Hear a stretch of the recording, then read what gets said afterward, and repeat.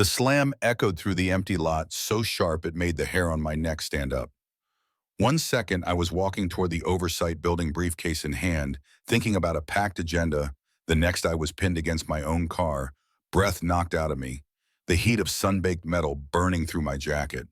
A man's voice, gravelly cold and soaked in authority, snapped hands on the car. Now, I remember the weight of his hand on my shoulder like a vice, the sour scent of coffee and cigarettes, and how his eyes told me I wasn't a person to him, just a problem. I didn't scream, didn't push back.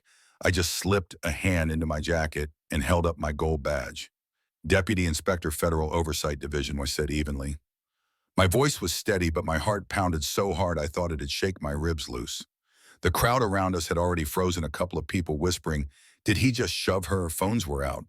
The click of a record button might as well have been a gunshot. And yet he smirked at the badge like it was a joke.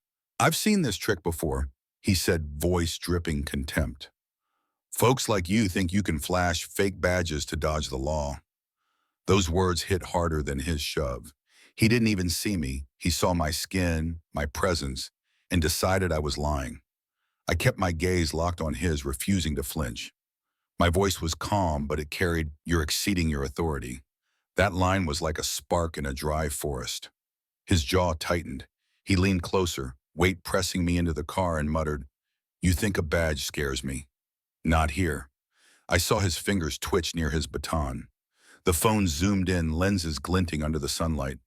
Every second was being broadcast live, though he either didn't notice or didn't care. "Let her go," someone shouted. Another voice chimed in, "We're recording everything," but Sloan, Captain Patrick, Sloan, as I'd later confirm, only pressed harder, his breath hot on my face. He whispered, "People like you are always hiding something. Seen it 100 times.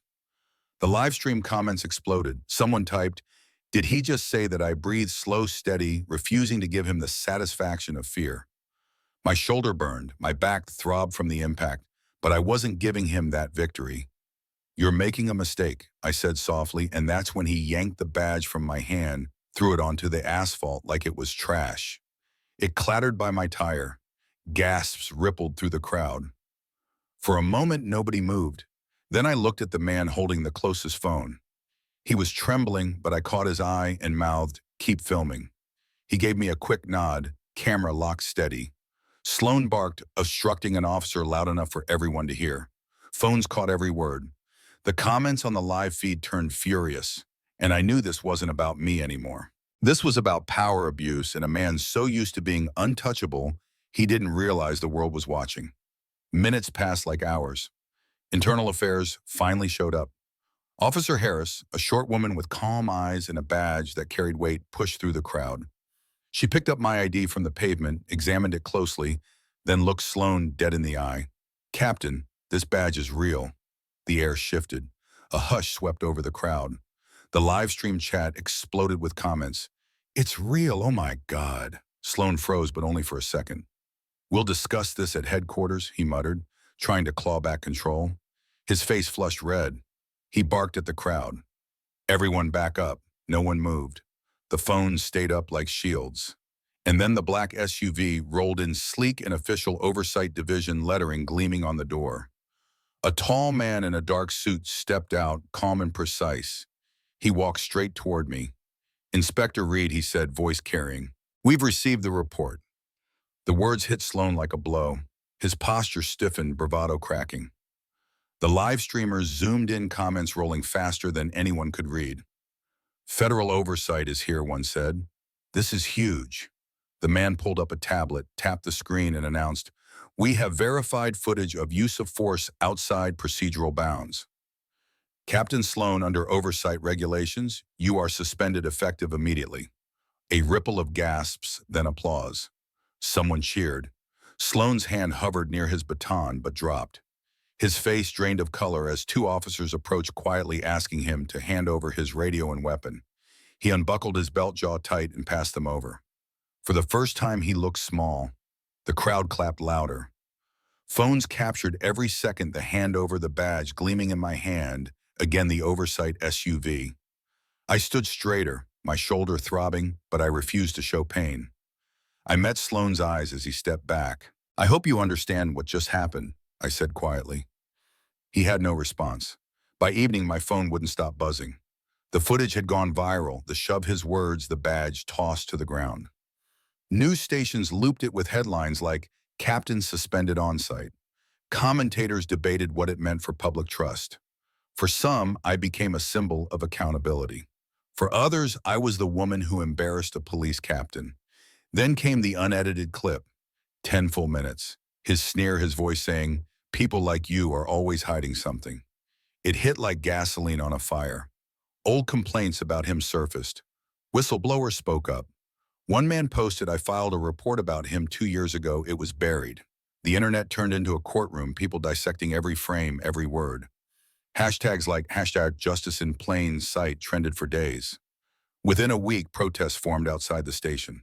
Some held signs calling for reform. Others defended him, saying he was being smeared. The city split in half. And I stayed silent. Inside oversight, I wasn't celebrated. In a closed-door meeting, senior officials accused me of creating a media crisis. One leaned forward, a voice sharp. "You pointed at a camera and made a statement. That's not protocol." I looked them in the eye. Protocol wouldn't have saved me. The live stream did. The room went still.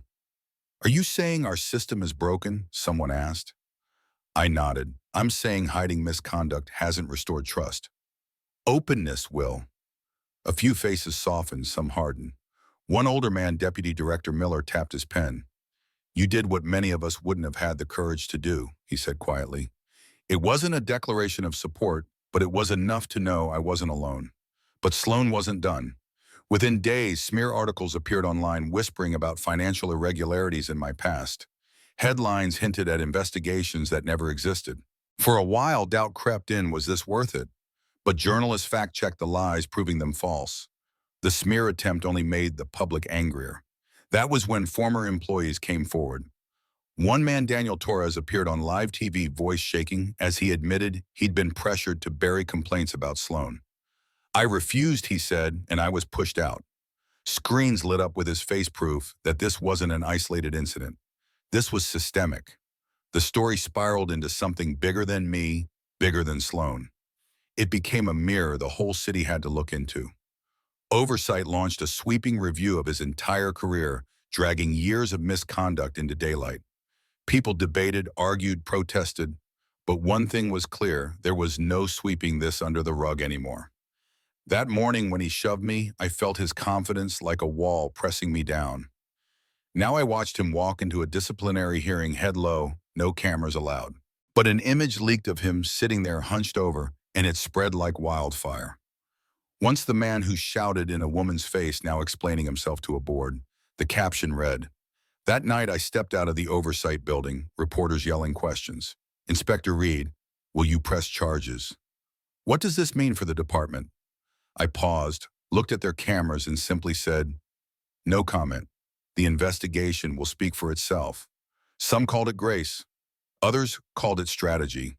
Online debates raged. "She's a hero. She's power hungry." People shared the clip of me saying, "Every action you have taken has been recorded," calling it a line that would go down in history. I didn't feel like a hero. I felt tired. But I knew this was bigger than me.